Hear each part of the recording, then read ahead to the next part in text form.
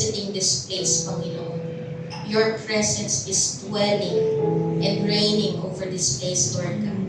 Hindi ka po basta bumibisita lang, Panginoon. Ikaw ay nananahan at naghahari sa lugar na to, Panginoon. Naghahari sa buhay ng bawat isa, Panginoon. At ang mga anak mo, Panginoon, na patuloy na isinusuko ang buhay sa iyo ay nakakaranas ng tunay na kapahingahan, Panginoon. Kalakasan at kagalingan na nagmumula sa presensya mo, sa iyong Espiritu, O Diyos. Maraming salamat, Panginoon.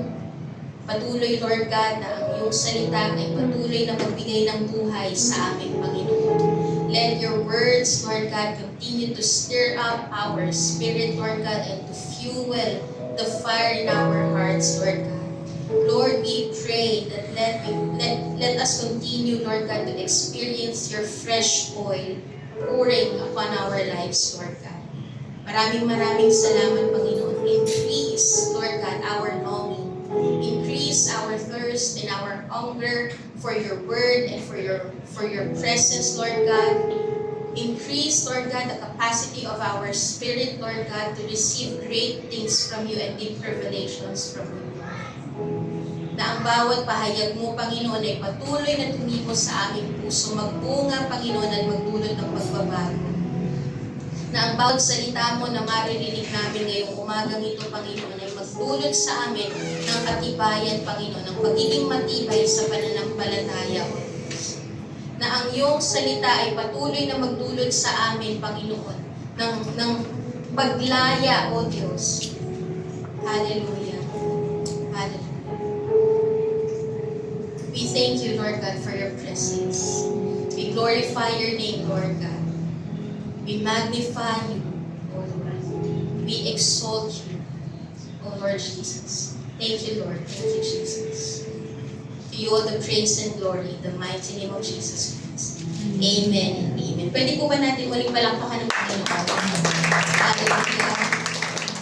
Yung malakas na palakpakan ng Panginoon.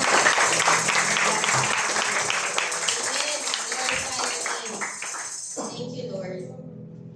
Ang ating pong mensahe, ang ibibigay pong mensahe ng Panginoon sa atin ngayong umaga is soaking in the river. Sino po dito ang gusto na at nakababad na, kapag babad na, nakalublog na po sa tubig?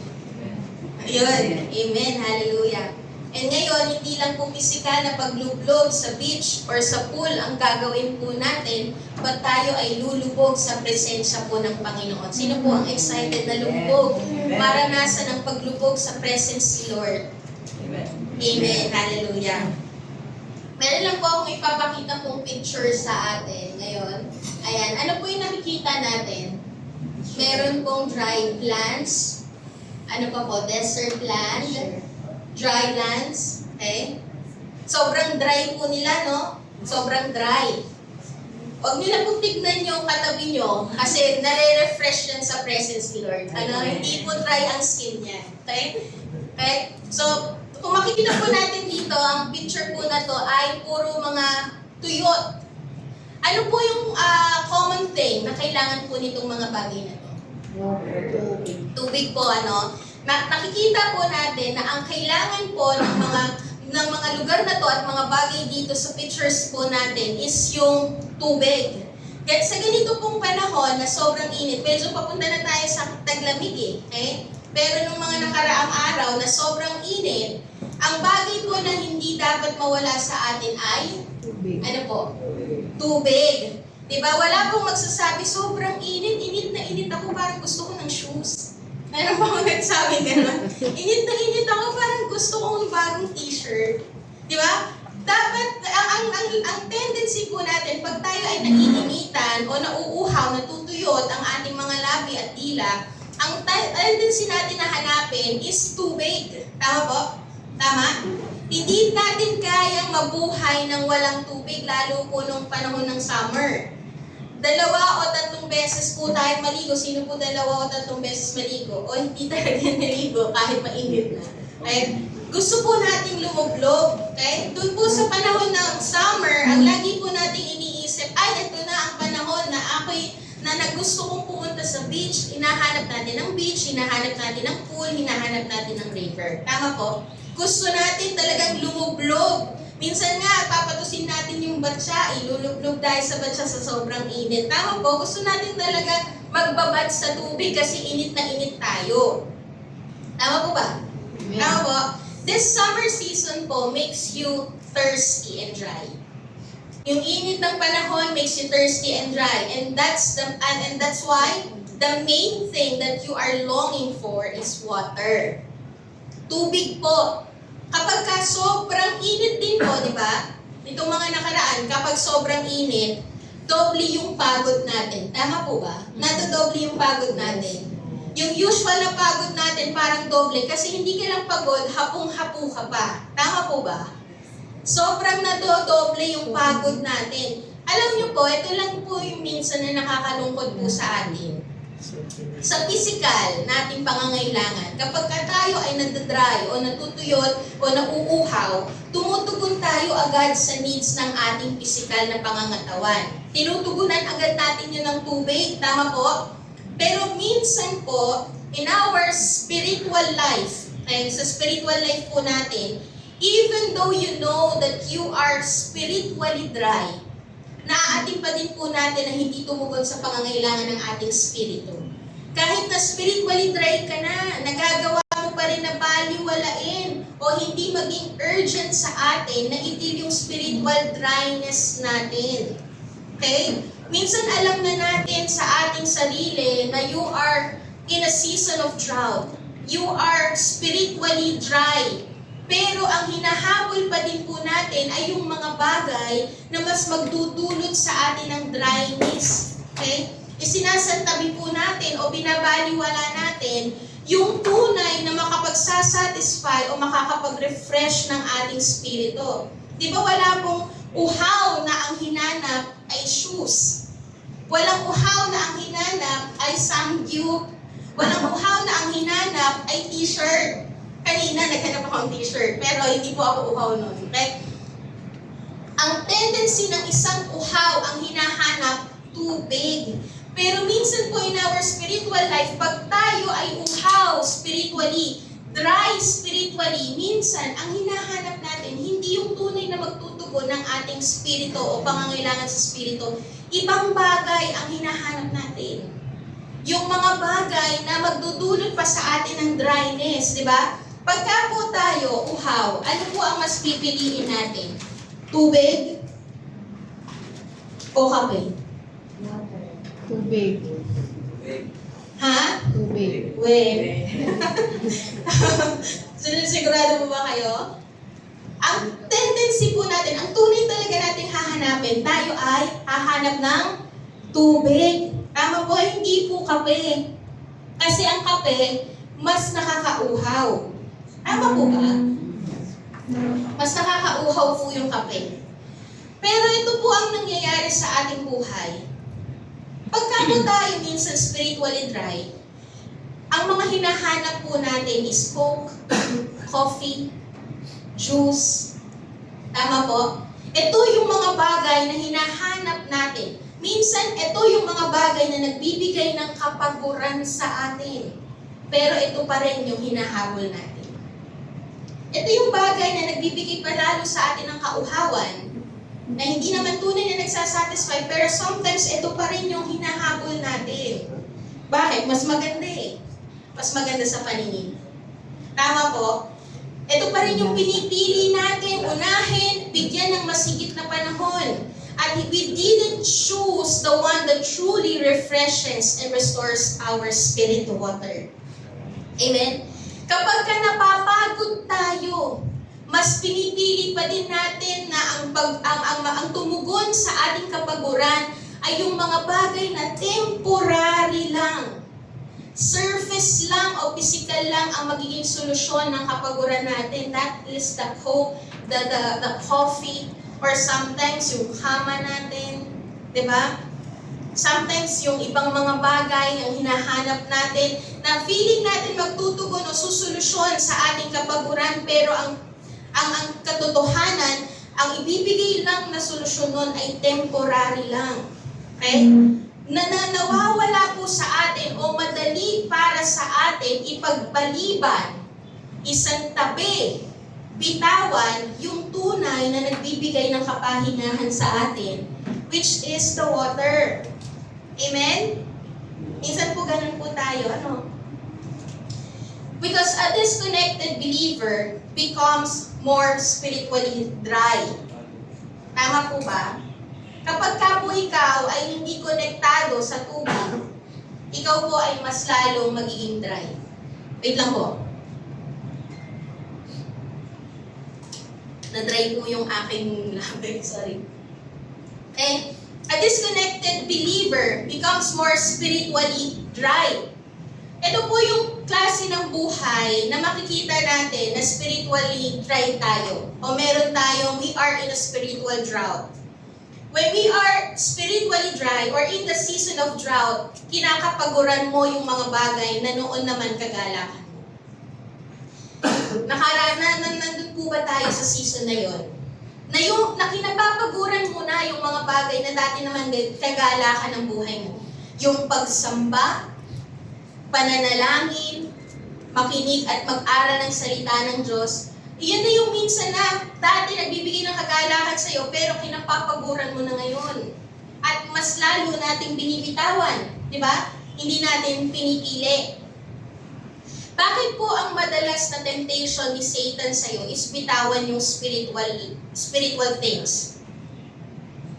Pansinin niyo lang po, bakit minsan o madalas ang temptation ni Satan sa'yo is bitawan yung spiritual things at mas habulin yung mga temporary things? Kasi alam niyo po ba, doing these spiritual things, sumamba, manalangin, mag-aral ng salita ng Diyos, those things will defeat the enemy. Kaya when you neglect those spiritual things, you are the one who will experience defeat. Kaya po ang laging temptation ni Satan o ang laging pagsasabi ni Satan, pag-atake ni Satan ng kasinungalingan niya, bitawan mo na to. Ito na lang ang habulin mo. Kasi ito yung mga bagay na makakapag-defeat kay Satan.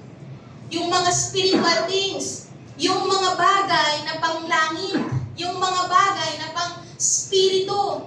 Iyan po yung mga bagay na magdi-defeat kay Satan. But when you neglect these things, eventually you will see your life na ikaw yung defeated. Okay? Na dumadating sa punto ng buhay mo na mas nagiging dry yung iyong spiritual life, yung spiritual walk mo.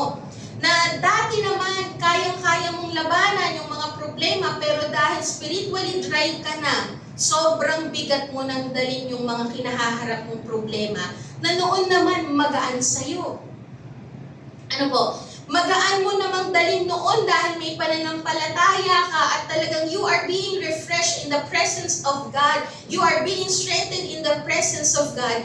Pero ngayon, sobrang bigat mo nang dalhin yung problema na yun. Why? Because you neglect the spiritual things. You neglect those things that will refresh your spirit. Okay? Mas sinahabol po natin yung temporary. The enemy will tell you, run to these things. Yun po yung sasabihin ng kaaway. But not the one thing that will truly satisfy and refreshes and restores your spirit. Restores your strength. Alam niyo po, in times of drought, in the season of drought, it is not God's abandonment po, but God's invitation to seek what truly matters. The season of drought po, kapag ka po tayo ay spiritually dry, ito po ay hindi po pag-iwan sa iyo ng Panginoon o pagpapahirap sa iyo ng Panginoon. But in times of drought or in the season of drought, that spiritual dryness is an invitation of God to seek for the one that truly satisfies, and that is His presence. Presensya po ng Panginoon ang hanapin po natin. Amen po ba? The presence of God. Because our spirit longs for the refreshing presence of God. Ang tunay pong hinahanap ng spirito natin ay hindi yung mga bagay na nakakauhaw lang din. Ang tunay na hinahanap ng spirito natin ay yung tunay na magsasatisfy ng ating spirit, at yun ay ang presensya ng Diyos. Amen po ba? Amen. Amen po? Our spirit longs for the refreshing presence of God because that is where we supposed to live and supposed to be. Iyon po yung atmosphere ng spirito natin. Iyon po yung habitat natin. That is our home. That is the home of our spirit, the presence of God. Kaya walang ibang magsasatisfy ng iyong spirito kundi ang spirito ng Diyos. Kaya po wag po nating hayaan na makinig tayo sa sinasabi ni Satan na bitawan mo yung mga bagay patungkol sa spirito. Kasi kapag hinayaan natin at binitawan natin yung mga bagay na yun, darating ang panahon, you will continue to become dry in your life. Mas patuloy tayong magiging dry, mas patuloy tayong magiging talunan. Kasi binitawan mo yung mga bagay na those things that will defeat the enemy. Binitawan po natin yung mga bagay na makakapagsira sa gawa ng kaaway sa ating buhay. Okay? Kapag po pinapagod tayo ng concerns ng mundong ito, ine-exhaust tayo ng mga responsibilities po natin, and we are being drained dahil sa kinahaharap nating pagsubok. Kapatid, meron pong sinasabi ang Panginoon sa atin ngayong umaga nito. There is a river from God that heals, revives, and restores every dry place in our lives. Kapag po tayo ay nasa spiritual dryness or you are in the season of drought, meron pong river that will truly quench your thirst. Amen? There is a river that will truly satisfy your spirit. There is a river that truly heals you, restores you, and revives you. Amen? Sino po dito ang handa na? Amen. At gustong-gusto na siya ay lumubog sa presence ni Lord. Amen. Parang ayaw niyo po. Pagka outing, ay tara, outing to, swimming, tara, excited. Sino po dito gustong lumubog sa presence ni Lord? Yes. Amen, hallelujah. Nakita na rin natin yung excitement to be in the presence of God, to soak in the presence of God. Basahin po natin sa Ezekiel 47, 1-12. Ezekiel 47, 1-12. Medyo mahaba po ito. Basahin po natin sa Tagalog. Bumalik kami sa pintuan ng templo. Sa ilalim nito ay may agos ng tubig papunta sa silangan. Ang templo ay paharap sa silangan. Ang agos ay nagmula sa gawing timog ng bahagi ng templo sa gawing timog ng altar. Lumabas kami sa pintuan sa gawing hilaga at iniligid niya ako sa papalabas sa pintuan sa gawing silangan. Doon ay may mahinang agos ng tubig mula sa gawing timog ng hagdanan. Nagtuloy kami sa gawing silangan, may hawak siyang panukat, sumukat siya ng 500 metro. Pagkatapos, lumusong kami sa tubig na hanggang bukong-bukong, sumukat muli siya ng 500 metro at umabot ito hanggang tuhod. Sumukat siya muli ng 500 metro at nang lumusong kami sa tubig, ito'y hanggang baywang. Sumukat muli siya ng 500 metro, ngunit iyon ay isa ng ilog at hindi na ako makalusong. Malalim ang tubig at kailangang languyin upang matawid. Sinabi niya sa akin, Ezekiel, anak ng tao, tandaan mo ang lugar na ito. Naglakad kami sa pampang ng nasabing ilog. Mamaya po natin ituloy yung pagbasa natin. Dito po, binasa po natin sa Ezekiel 47, binigyan po ng vision ng Panginoon si Ezekiel na meron pong tubig na dumadaloy mula po sa templo ng Diyos. Okay? And yung dumadaloy po na tubig na to ay patungo po doon sa altar. Dumaloy po siya from the temple going to the altar. And after the altar, ito po ay pumunta sa iba't ibang direksyon. And pinakita rin po doon sa ating binasa na itong tubig po na to ay unti-unting nag-increase. Nag-increase po siya at habang umuusad po sila papunta doon sa river, habang lumalayo po sila, pumupunta sila sa gitna ng tubig, nakikita po ni Ezekiel na mas lalo siyang lumalalim mula sa bukong-bukong, papunta sa tuhod, hanggang sa bewang, hanggang sa ito ay naging river na hindi na niya kayang lusungin, kaya ang tendency, inilubog na lang niya yung kanyang sarili. He swim, okay? Nag-swimming po siya, lumublog siya, he dived deep into that river. Okay? Ito pong river po na to, it speaks of the Holy Spirit. It speaks of the presence of God, the Spirit of God. Na ang banal na Espiritu po, ang sabi po dito, is it comes from the temple. Ito po ay nagmula sa templo ng Diyos. So the Holy Spirit came directly from heaven that speaks of Him as God. Na ang banal na Espiritu po ay Diyos, hindi siya force, hindi siya yung nararamdaman mo lang, but He is a person. He is God. Okay? The Holy Spirit. And ang sabi din po dito, the water ay nag-flow po doon sa altar. Okay? Nag-flow po yun sa altar. Na yung altar po na yun, it speaks of sacrifices. Okay? Di ba napag-usapan po natin nung mga nakaraan yung altar, na ito po ay ginagamit para po sa mga sacrificial offering. Okay? So dito po, ipinapahayag po ng Panginoon na yung altar po na yun, it speaks of the sacrifice of Jesus Christ on the cross.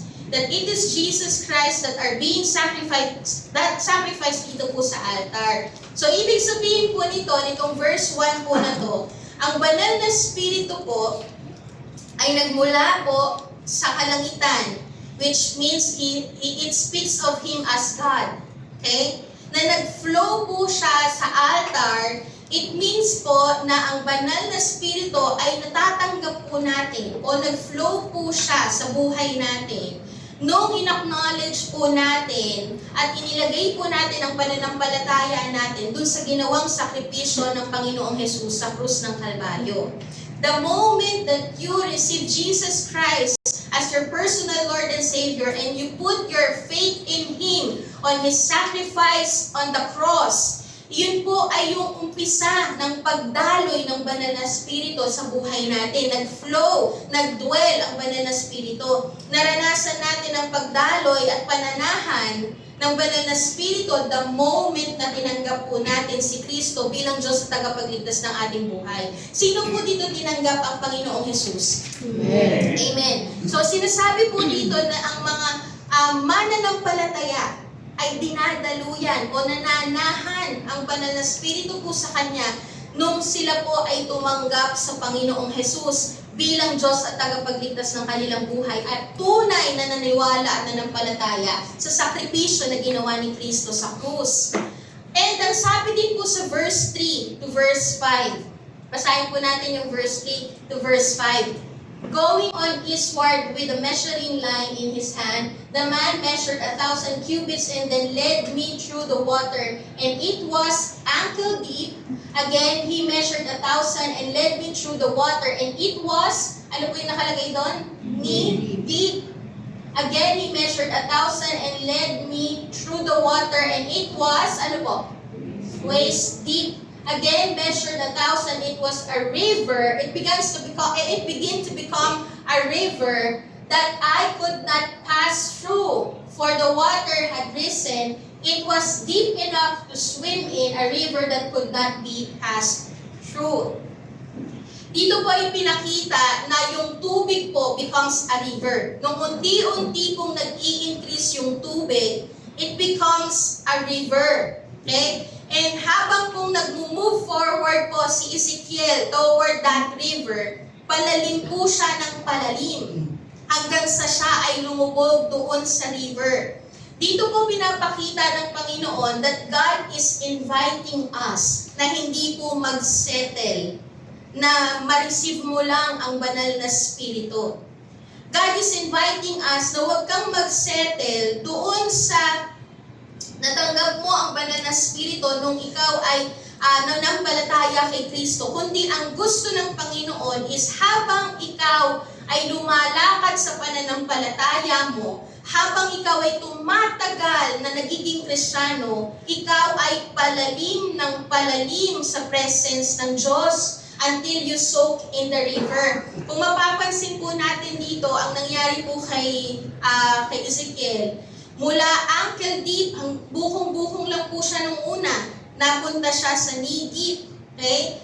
Habang siya ay tumatagal na lumalakad palayo ng palayo o papunta ng papunta sa river, ito po ay naging waist deep, napunta sa bewang hanggang sa siya ay lumubog na. Ganyan po ang gusto ng Panginoon sa ating buhay. Ang gusto po ng Panginoon sa atin ay mas palalim tayo ng palalim sa presensya ng Diyos until you soak in the presence of God. Okay? Gusto ng Lord, you soak in the river. Pakisabi po, soak in the river. Soak in the river. Bakit po gusto ng Panginoon na tayo ay magbabad o lumubog sa presence ng Lord? Kasi kung mapapansin po natin, ang mga mananampalataya na lubog sa presensya ng Diyos, they walk in greater power. Okay? Ang mga mananampalataya na lubog sa presensya ng Panginoon, mas matindi po mag-manifest yung power ng banal na spirito sa buhay nila. Mas matindi ang pagkilos at kitang-kita ang pagkilos ng Panginoon sa buhay nila. Kapag ka po tayo ay babad sa presence ni Lord, ang mga mananampalataya na puspos at babad sa presensya, lubog sa presence ni Lord, they walk with greater faith and greater victory. Iyan po yung nararanasan at iyan po yung mapapansin natin sa mga mananampalataya na talagang habang tumatagal sa kanilang pananampalataya o paglakad sa pananampalataya, sila ay palalim ng palalim sa Diyos. Hindi sila natatalo at hindi sila basta-basta natitinag ng mga problema. Sino po gusto ng gano'n? Amen. Nung kapag ka nagka-problema, hindi mo susukuan si Lord. Kapag nagka-problema, hindi ka makikitaan na talunan. Kapag ka may problema, talagang nandoon yung you are living out the power of the Lord na hindi mo hinahayaan na mahinto ka sa mga bagay na ginagawa mo para sa Panginoon. Minsan nga sinasabi, ba't parang hindi halata na nagka-problema ka? Diba? Meron po bang nagsasabi na rin sa atin ng ganon? Alam mo, hindi halata na nagka-problema ka. At hindi pala ng pinagdaanan mo nung nakaraan. Pero ba't hindi halatang nagka-problema ka? Bakit? They walk with greater victory. They walk with greater power. Kaya hindi nahihinto sa mga bagay na hindi hinihintuan yung mga bagay na ginagawa nila sa Panginoon. Bakit? Kasi pinalalakas ng Diyos. Amen? Ang mga mananampalataya po na talagang puspos ng banal na spirito, they walk with greater peace and joy. Nakikita sa kanila that they fully trust and depend on the Lord kahit malaki ang kinahaharap na pagsubok. Nakikita po yung kapayapaan sa kanilang buhay. Nakikita po na sa kabila ng mga kabigatan na kanilang pinagdadaanan, makikita mong nagpupuri sa Diyos. Amen? Amen. Amen? And those people who are soaked in the presence of God, they walk with greater obedience. They have the strength to resist and flee from temptation. Iyon po yung nakikita natin. Hindi po natin sinasabi na perfect itong mga taong ito. Pero pinalalakas ng Panginoon at binibigyan ng kalakasan ng Panginoon para talagang magtagumpay. Amen? Sa gawa ng kaaway. Magtagumpay sa paglakad bilang isang mananampalataya. Alam niyo po kung ano ang susi. The key ay hindi pagiging matagal na Kristiyano. The key ay yung paglalim, kung gaano kakalalim sa presensya niya. Iyan po ang susi. Kaya po lagi po natin sinasabi sa bawat isa, soak in the presence of God. Magbabad po tayo sa presence ng Lord kasi apart from the presence of God, you will not experience victory. Apart from the presence of God, you will be defeated. Manghihina ka talaga apart from the presence of God. The key ay hindi pagiging matagal na Kristiyano. The key is gaano kakalalim sa presensya ng Diyos. Gaano na po ba tayo kalalim? Palaliman po. Okay? Palaliman po tayo. Gusto po ng Panginoon lumalim tayo. Ayaw ng Panginoon manatili kang mababaw. Amen po ba? Pakisabi po sa katabi, palaliman kapatid. Palaliman. Amen? Now, sabi po dito, nung una po, nandoon yung ankle deep. God is not calling us to stay shallow. God is not calling us na manatili sa ankle deep. Diba? Nagpatuloy po siya na lumalim sa tubig. Nagpatuloy po siyang lumalim sa river. Kasi ayaw po ng Panginoon na tayo po ay maging mababaw. Okay? Ayaw ng Panginoon na yung spiritual level o yung level of spiritual maturity mo is hanggang ankle deep lang. Yung mababaw na pananampalataya. Ayaw ni Lord yung maging mababaw na Kristiyano tayo. Okay? Ang gusto po, parang halimbawa na lang po dito, can we flash yung picture po? Ano ba yung nakikita po natin? Mga bata. Mga bata na nagsiswimming sa kiddie pool. Diba they enjoy? Nag-e-enjoy po sila doon sa kiddie pool. Okay? Kita po natin, no? Mga bata po sila nag-e-enjoy sa kiddie pool na hanggang bukong-bukong lang pero nag-e-enjoy na sila. Okay? Alam niyo po ba, marami pong mga mananampalataya parang ganito. Hindi ko po sinasabing pangit yung picture na to ha. Pero kung ihahalin tulad po natin sa mga mananampalataya, minsan po parang ganito tayo. Nag-e-enjoy at nagsisettle na lang sa ganun kababaw. Okay? Nandun po ba tayo sa punto na nag-e-enjoy na lang tayo na mababaw tayong Kristiyano?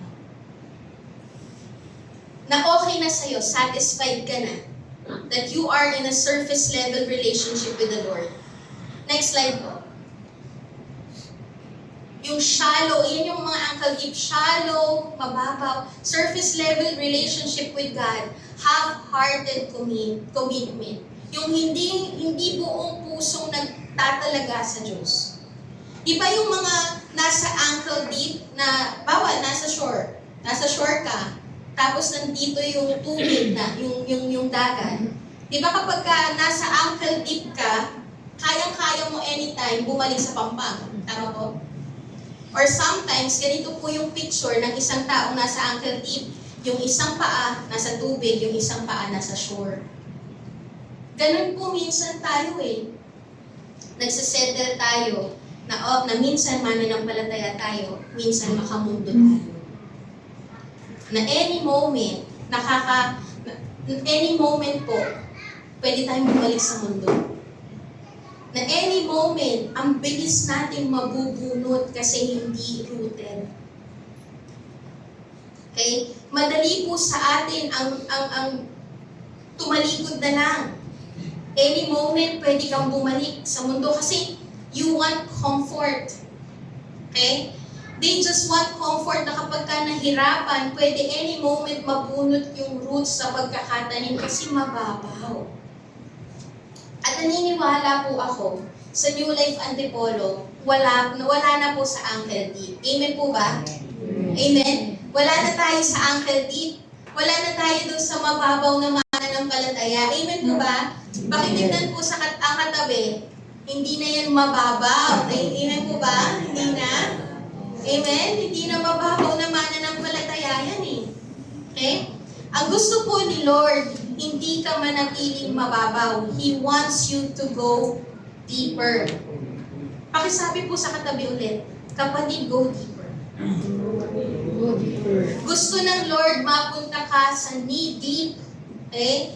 Doon sa hanggang tuhod o ayaw ng Panginoon na hanggang ankle ka lang o magstay ka din sa knee deep, sa waist lang, but the Lord wants you to soak in the river. But gusto ng Lord, you go to another level of your faith, to go to another level of your spiritual maturity. Knee deep, it's state na nakikita mo. Yung knee deep po na to, next slide po. Ayan, yung sa knee deep. Next slide.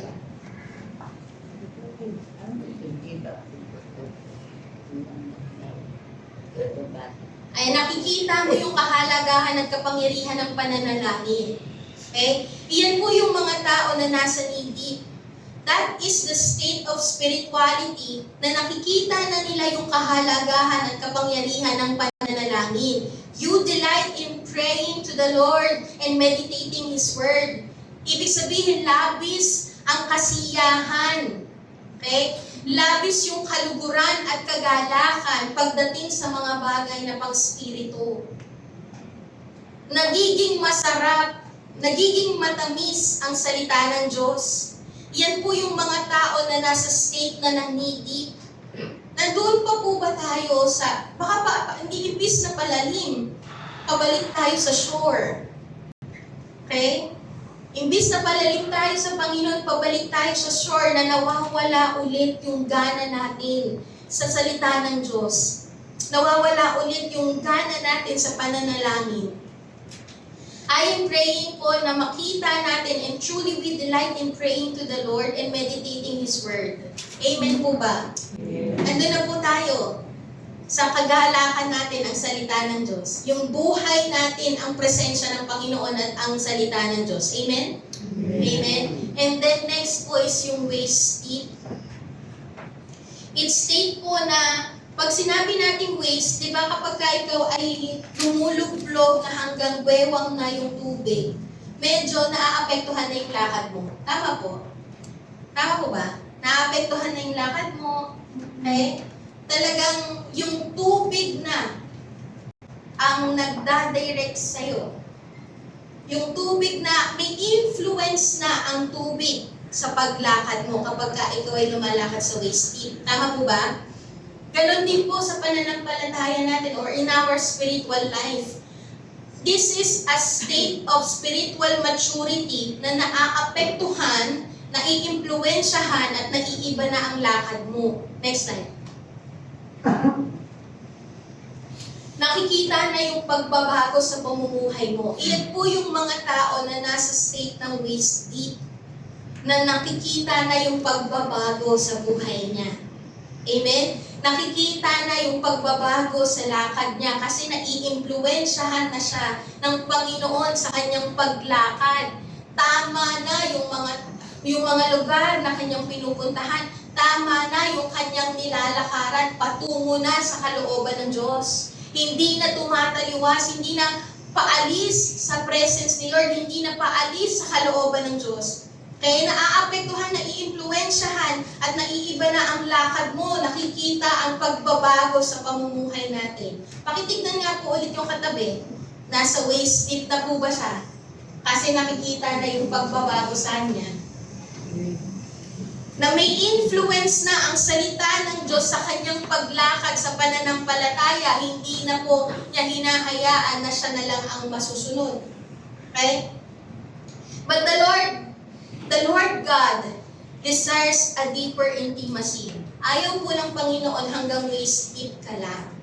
He wants you to soak in the river. God desires deeper intimacy. God desires deeper surrender. God desires deeper encounter with His Spirit. God wants you to be in a spiritual state where you are soaked in the river. Yung lubog ka sa presence ni Lord. Pakisabi po, soaked in the river. Pag sinabi po natin soaked in the river, next slide po. Sige po, next slide. Nandun tayo sa soaking deep. Yung verse po, basahin natin yung verse. Sabi po dito, again measured 1,000 and it was a river that I could not pass through, for the water had risen. It was deep enough to swim in, a river that could not be passed through. It becomes a river. Okay? Pag sinabi po natin na soaking in the river o lubog ka sa presence ni Lord, you are fully immersed in the Spirit of God. Ibig sabihin po nun, you are so consumed. Consumed ka, balut ka. Okay? Talagang binabalot ka, puspos ka ng banal na Espiritu. kinakasihan ka ng banal na spirito, you are so consumed. Meron po akong nabasang interview. Sino po nakakakilala kay Rain? Hindi po, si Rain ng Korean. It's Full House. Ako, ayan. Kilala niya na si Rain ng Full House. Okay? Kilala niya na po? Hindi ko po kasi napakita yung picture. Si Rain po ng Full House, may bago po siyang series. And siya po ay villain doon sa series niya. Tapos po, for 2 years, talagang he is so immersed doon sa kanyang character na pinoportray as villain. Ganun daw po pala ang mamahusay na artista. Para ma-portray mo ng maayos yung character ng pinoportray mo na para maging maayos o mailabas mo yung character na pinoportray mo, you need to be immersed daw. Pag sinabing immerse, yung talagang nagiging iisa kayo ng character. Kung ano yung character ng villain na yon, nagiging iisa kayo nun. Okay? Kaya ang nangyari po sa kanya, sa sobrang immersed niya sa kanyang character, naiuwi niya hanggang bahay. Kaya pinagalitan daw po siya ng asawa niya. Kasi naging villain siya. Mabait siya, pero naging villain siya nung siya po ay umuwi ng bahay kasi nadala niya yung character na pinoportray niya sa bahay. Sobrang immersed. Alam niyo po, in our spiritual life, ganun po ang pagiging immersed. Hindi man sa negative side, but in a positive side. Ang pagiging immersed po is you are being one with the character of the Lord Jesus Christ. That wherever you go, the character of Jesus Christ is seen in your life. Saan ka man mapunta, saan ka man pumunta, talagang dahil immersed ka, talagang lubog ka sa character ng Panginoon, iyan po ay nakikita sa buhay mo, saan ka man pumunta. Nakikita yung bunga ng banal na spirito. Next slide po. Nakikita yung bunga ng banal na spirito sa atin. Iyan po yung isa sa mga bagay na nakikita sa isang tao na soak o lubog sa presence ni Lord. Christ is seen in you. And the fruit of the Spirit is evident in your life. Ganun po ang fully immersed in the Spirit of the Lord. That wherever you go, hindi lang po sa loob ng church tayo banal. Meron po akong nakitang post din, banal sa loob ng church, toxic sa loob ng bahay.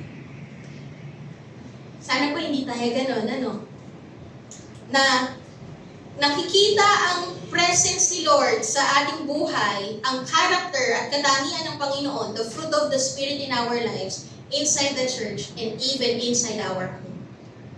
Even inside your workplace, even inside your school, wherever you go, sino man ang kasama natin, nakikita Kristiyano to. Nakikita, I see Christ in you. Nakikita at naaaninag ko ang Panginoong Jesus sa iyo kasi ang tindi mo. I see how Jesus, nakikita ko kung paano magmahal si Kristo sa pamamagitan ng buhay mo. Nararanasan ko ang pag-ibig ni Kristo sa buhay mo. Nararanasan ko kung paano ka magtrato ng tao. That is the fruit of the Spirit. You know that you love God and you love people. Iyan po yung nakikita ng mga tao na fully immersed in the Spirit of God. Kita ang karakter ni Kristo. Nakikita po yung karakter ni Kristo sa buhay natin. We love God and we love the people. Amen po ba? Amen? Na meron tayo, sabi po, the fruit of the Spirit is the peace, na merong kapayapaan sa buhay natin sa kabila ng pagsubok. Di ba yun po yung mga pinag-aralan natin nitong mga nakaraan? That we are filled with peace, na kahit na anong pagsubok na nakikita sa buhay natin yung kapanatagan, yung kapayapaan, dahil alam natin at nagtitiwala tayo may gagawin ng Diyos. Amen? Iyan po yung mga tao na nakikita na evident talaga na lubog sa presence ni Lord. Amen? Nagagalak ka pa rin at nagpupuri ka pa rin sa kabila ng kapighatian at kabigatan na nararanasan mo. Why? You are fully immersed. Alam niyo po, nitong nakaraan po, if you know Pastor Barwell, siya po ay yung unang pastor po ng TNLF. Alam niyo po kapag kausap niyo po yun, parang ano talaga, ha? Parang nasa ibang Sobrang mararamdaman mo yung kapayapaan ng Panginoon pagkausap mo si Pastor Barwell. Ang malumanay po niya magsalita. Kahit na ang sinasabi po niya ay katotohanan, pero napakalumanay magsalita. Banayan siyang magsalita. Mararanasan mo yung peace ng Panginoon kapag kausap mo siya. Mararanasan mo po, makikita mo rin sa kanyang mga kwento, sa kanyang mga patotoo, na sa kabila ng mga pagsubok, hindi mo siya humihintong magpuri sa Panginoon dahil mahal na mahal niyang purihin ng Diyos. Iyon po yung pinaka mahal na mahal niyang gawin, ang awitan ng Panginoon. Kaya hindi po niya hinihintuan ang maglingkod at magpuri sa Panginoon. Biruin niyo, ilang taon na po siya nung bumisita sa atin, 89? Para mga ganun, 89, pero pinanip pa rin yung third floor. Diba? Hindi humihinto sa pagpupuri at paglilingkod sa Panginoon. Bakit binibigyan ng kalakasan?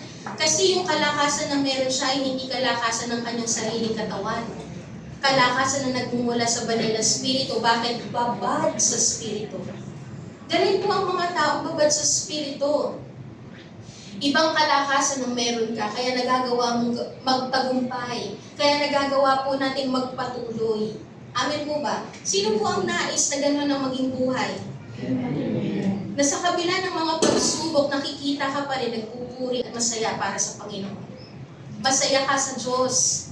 Kagalakan mo ang Diyos, kaya hindi mo hinihintuan ang mga bagay patungkol sa Diyos. Amen po ba? Amen. Puspos, soaked in the river, soaked in the presence of God. Pag sinabi rin po natin soaked in the presence of God, you are in full surrender to the Holy Spirit. Talagang sinusuko mo ang iyong buhay. Pag sinabi po natin fully surrendered sa Panginoon, iniaalis mo yung control mo sa buhay mo. Okay? Alam niyo po, hindi po magagawa ng Panginoon na i-control ang ating buhay kung ikaw pa rin ang may control ng buhay natin. Kung tayo pa rin ang may control ng buhay natin. Kaya before you yield in the presence of God, you must first surrender. Bago po tayo tunay na umasa sa Panginoon, kailangan isuko mo muna yung pag-asa mo sa sarili mo. Tama po. Okay? Inaalis mo na yung control. Pag sinabi po natin soak in the river or you are fully surrendered to the Holy Spirit, next slide po. Handa mong isuko. You are willing to surrender the things that hinders you to go deeper.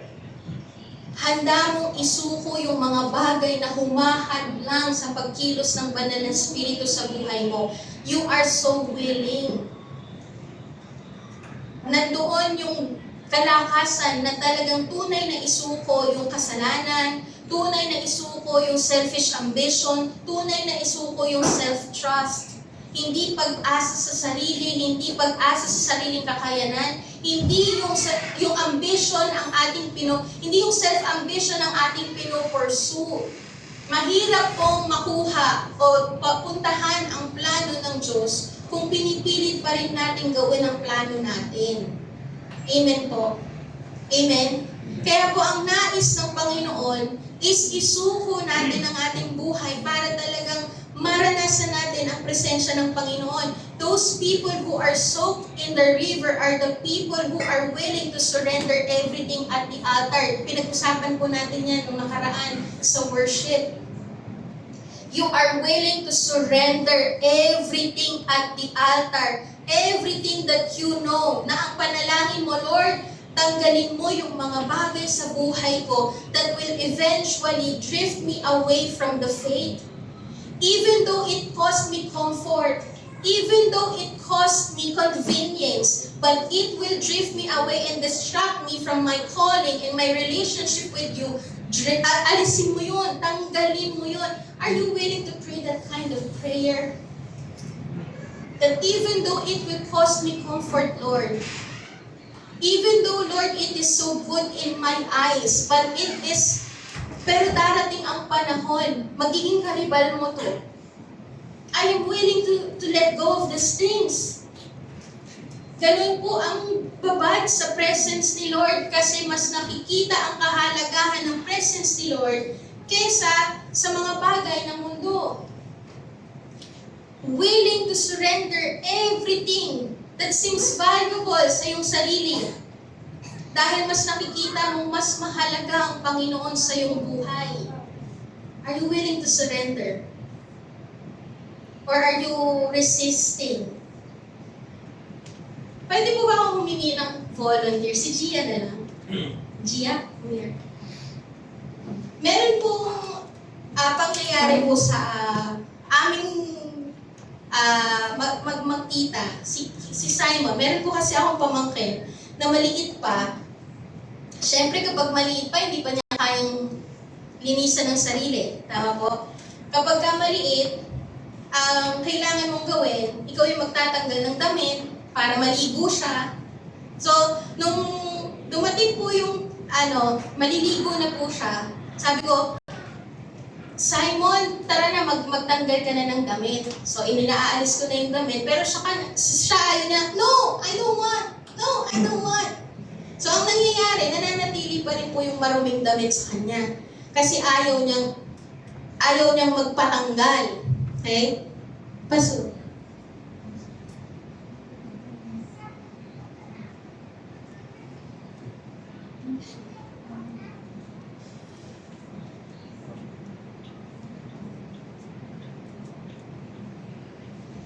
Parang ganito po.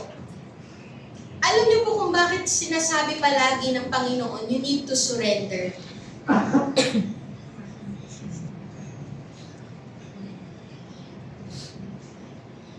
Kasi pagkahalimbawa sinasabi ni Lord, Gia, tanggalin mo na tong damit na to. Kasi karumihan to sa'yo eh. Tanggalin mo na to. Tanggalin ko na ha. Tatanggalin ko. Ayaw niya. No, I don't want. I don't want. I resist. I don't want. I still want this this t-shirt. Gusto ko pa rin tong gamit na to. Gusto ko pa rin tong buhay na to. I don't want to surrender. Alam niyo po ang kailangang gawin para matanggal to? Ano pong kailangang gawin? Sa mga bata, sa mga mommies, ano po yung ginagawa para maging madali ang pagtanggal ng damit? Sirain. Itaas ang kamay. Itaas mo yung kamay. Kailangan mong itaas ang kamay. This is a sign of surrender. You need to surrender everything.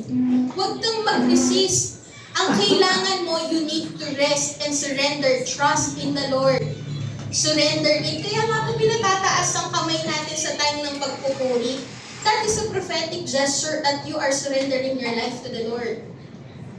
Kaya nga po ang worship, di ba sinasabi, that worship is not just about music.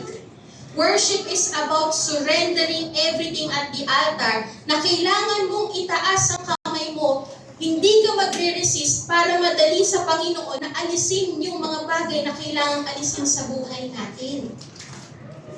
Pero hindi po magagawang mawala itong mga bagay na to kung nagre-resist pa rin tayo at ayaw nating mag-surrender sa Panginoon. Hindi magagawang alisin ng Panginoon at palitan ng bago kung hindi tayo susuko sa Diyos. Amen po ba? Amen. Naiintindihan ko. Kaya po ang gusto ng Panginoon, you surrender.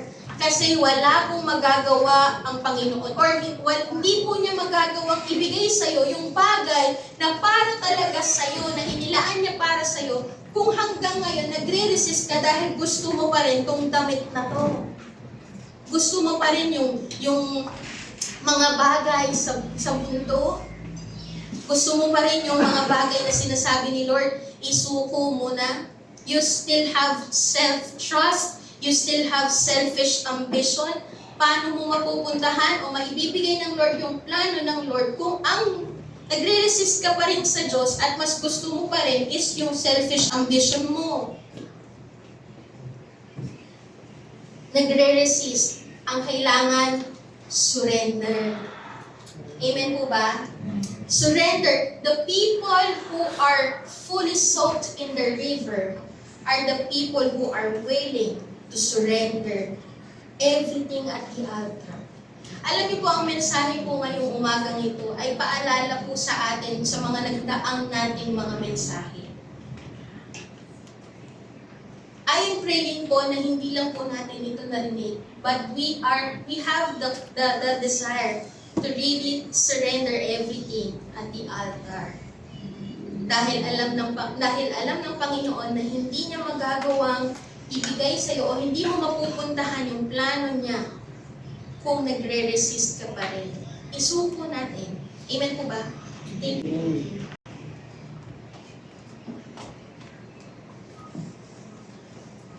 Panghuli po, you are fully yielded to the Holy Spirit. If you are soaking in the river, soak in the presence of God, you are fully yielded to the Holy Spirit. Ito pong river na sinasabi po dito, ito pong river na to ay hindi po stagnant. O yung parang hindi gumagalaw na river. Ito pong river na to has a strong current. Kaya nga po siya pumunta kung saan-saan eh. Pumunta siya doon sa direksyon na nais niya, na gustong puntahan. Kasi may strong current po itong river na to. Kagaya po ni Ezekiel, pakita nga po natin. Kagaya ni Ezekiel, nung lumubog po siya sa river, hinayaan niya na dalhin siya ng river doon sa direksyon na gustong puntahan ng river. Kapag ka ikaw po ay lubog sa presence ni Lord, you let the river take you to where He wants you to go. Ang gusto po ng river, kapag ka sinasabi po natin that we are soaking in the river, we are soaking in the presence of God, pumupunta ka sa kung saan nais ng Banal na Espiritu. Hindi ka nagre-resist. You yield. Sumasandal ka. Mahihirapan po tayo na sumandal sa Panginoon kung nagre-resist pa din tayo. Kaya dapat sinusurrender natin yung self-trust natin, yung sarili mismo natin. You need to yield. May papakita po ako sa inyong video. Ito po ang mga na makikita natin sa video is yung mga tao na nagre-rafting sa river. Yung nagkakayaking sa river. Sige po, pakita natin.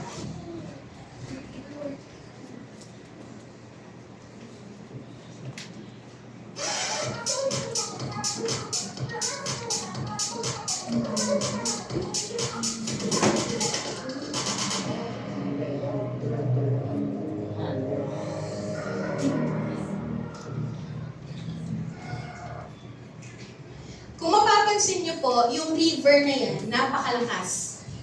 Hindi mo po kayang mag-go against sa river. Kasi kapag nag-go against ka, hindi posible, hindi talaga mangyayari. Kailangan mo, anong kailangan? Anong nakita po natin doon? Pumupunta sila kung saan patungo yung river. Tama po? They didn't go against the current. Okay? Same in us. Pwede ko po bang tawagin ng worship team? Same po sa buhay natin. The will of the river becomes your will also.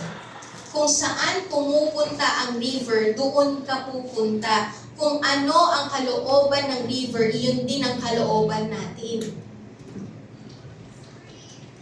The people who are soaked in the river don't resist the will of the Holy Spirit, but fully rest in the will of the Holy Spirit. Iyan po yung nais ng Panginoon.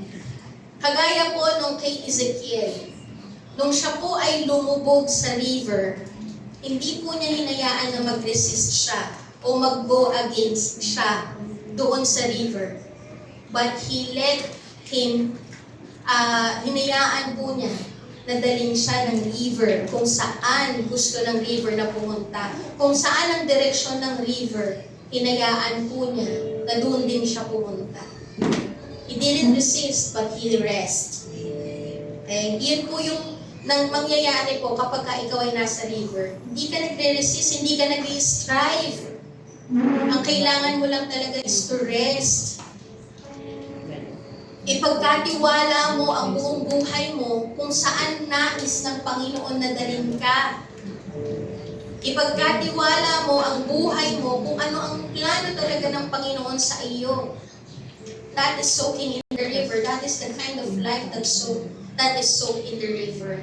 Soaked in the presence of God. You fully rest in the will of the Holy Spirit. You don't resist, but you rest in the will of the Holy Spirit.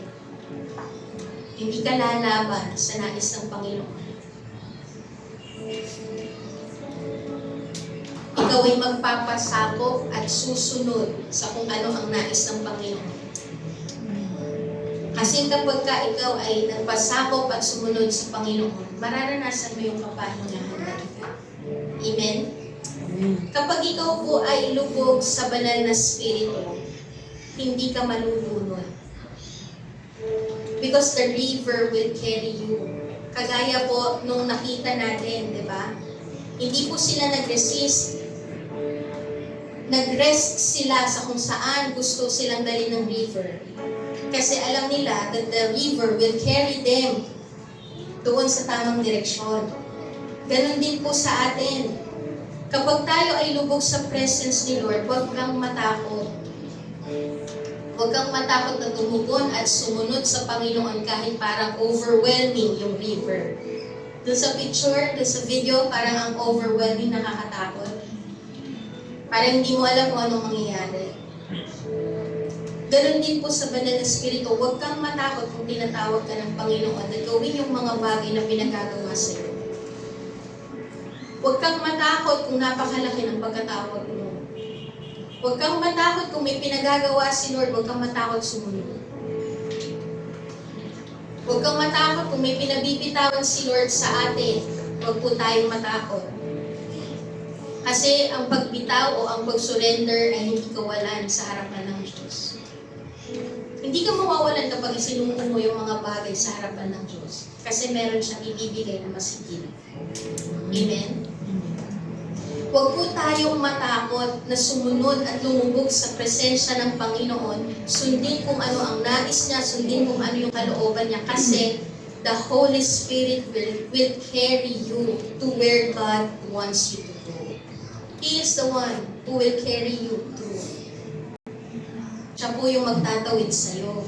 Ang Panginoon po ang magbibigay ng katagumpayan sa'yo. Kagaya ng mensahe natin last week. Amen? Na ang sinimula ng Panginoon ay tatapusin niya. Huwag kang matakot na tumugon sa gagawin ng Panginoon sa buhay natin kasi kukumpletuhin niya ang inumpisahan niya sa iyo. Na magiging matatag ka hanggang sa pagbabalik ng Diyos. Kapag ka ikaw ay nagpasakop sa Kanya. You rest in the will of the Lord. Wherever, alam niyo po ang isang mananampalataya na talagang puspos sa banal na spirito, they go wherever the Holy Spirit go. And they follow wherever the Holy Spirit leads. Yan po ang nangyayari po sa isang tao, isang mananampalataya na babad sa presence ni Lord. Wherever the Holy Spirit goes, you go. Wherever the Holy Spirit leads, you follow. And alam niyo po ba na napakasarap na maging lubog sa presence ni Lord because it carries refreshment. Sinasabi din po sa verse 8. Ang sabi po sa verse 8, the river carries refreshment. That kung saan man ito pumunta, nare-refresh po yung mga pinupuntahan nito. Sabi po sa verse 8, sinabi niya sa akin, ang tubig na ito ay papunta sa dakong silangan hanggang dagat na patay. Pag abot dito sa dagat na patay, malilinis ang tubig. May refreshment. Nandun po nakalagay sa PowerPoint. There will be refreshment. And ang sabi din po sa verse 12, nasa PowerPoint po rin. Sa verse 12, you will not, the trees will not wither. Yun po yung sinasabi sa verse 12. Hindi po malalanta. Sa magkabilang pampang ng ilog ay tutubo ang sari-saring punong kahoy. Nasa PowerPoint po. Paki-flash na lang. Sa magkabilang pampang ng ilog ay tutubo ang sari-saring punong kahoy na makakain ang bunga. Hindi malalanta ang dahon nito ni mawawala ng bunga sapagkat ang didilig dito ay ang tubig na umaagos mula sa templo. Huwag po tayong matakot na patuloy na sumunod sa Panginoon, hindi tayo mawawalan at hindi tayo magkukulang. Amen. If you are looking for stability, the stability is in the presence of God. Because you will always be refreshed, hindi ka daw malalanta. Wala po akong nakita na natuyong puno o halaman sa malapit sa river. Meron po ba tayong nakita na? Na nasa river pero tuyo ang nasa paligid? Wala po, no? Because kung nasa yung river, yung paligid po nun will always be flourish and will always be refreshed. Amen?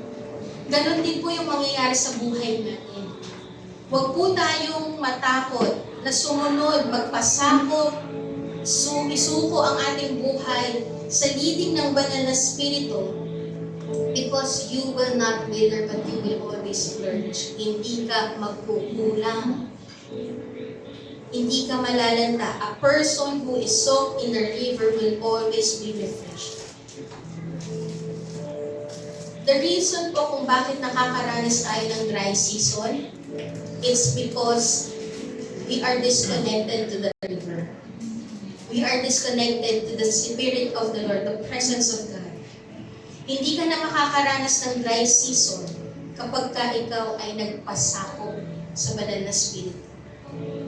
Because the river, the Holy Spirit, the rivers of living water will always refresh your soul. Amen. You will always be refreshed. Hindi ka daw malalanta. And ang sabi din po doon sa verse 9, you will have life. Yun po yung pinag-usapan natin 2 weeks ago. Na yung dinaanan po ng river ay Dead Sea. Kapag ang nangyayari po sa Dead Sea is wala talagang buhay doon. Walang nabubuhay na mga hayop doon, na mga sea creatures doon. Walang nabubuhay doon sa Dead Sea. Pero nung dinaluyan ng river yung Dead Sea, nagkaroon ng buhay. Ano po yung sabi sa verse 9? Wherever the river goes, every living creature that swarms will live, and there will be very many fish. For this water goes there, that the waters of the sea may become fresh. So everything will live wherever the river goes. Kung nasa ng banal na spirito, laging may buhay. Amen po ba? When the river flows to the Dead Sea, the water becomes fresh and nagkaroon ng buhay. Yun po yung pinag-usapan natin 2 weeks ago. The Holy Spirit has the power to breathe life to every dead situation ng buhay natin because He is the life-giving Spirit. Amen po ba? When the Spirit of God hovers, life begins. Amen? Kapag kumilos ang banal na spirito, pag kumilos ang spirito ng Diyos, nagkakaroon ng buhay. Whatever the Holy Spirit touches, receives life. Ganun po yung nangyayari. Naniniwala po ba kayo doon? Amen.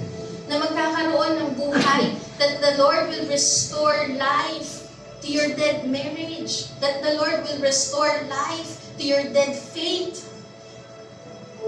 Just soak in the river. Soak in the presence of the Lord. Ang kailangan po natin para tayo ay magtagumpay is to yield in the Holy Spirit, to yield in the presence of God, to surrender your life to the Holy Spirit. That is the key. The key is hindi patagalan bilang isang Kristiyano o matagal ka ng Kristiyano. Ang susi, palaliman. Lumalim tayo. Soak in the river. And ang sabi din po sa verse 12, there is healing. The Holy Spirit, the rivers, carries healing. Ano po yung sabi dito? Because the water for them flows from the sanctuary, their fruit will be for food, and their leaves for healing. Meron pong kagalingan. Ito pong kagalingan na to, it speaks of the restoration for the broken people. You are experiencing brokenness, not just physical sickness, but brokenness in your heart, brokenness in your soul, unhealthy condition of your mind. Meron pong kagalingan na idinudulot ang banal na spirito sa buhay natin. Wherever the river goes, there is healing. Amen po ba? Naniniwala po ba tayo na kapag tayo ay nagpuri sa Panginoon, ikaw ay mapapalaya from every depression, from every anxiety, from every brokenness that you have. And you will experience inner healing. You will experience healing of the heart. Iyan po yung mararanasan. There will be healing that flows. Restoration of the things that the enemy destroys in your life will be restored. There is healing.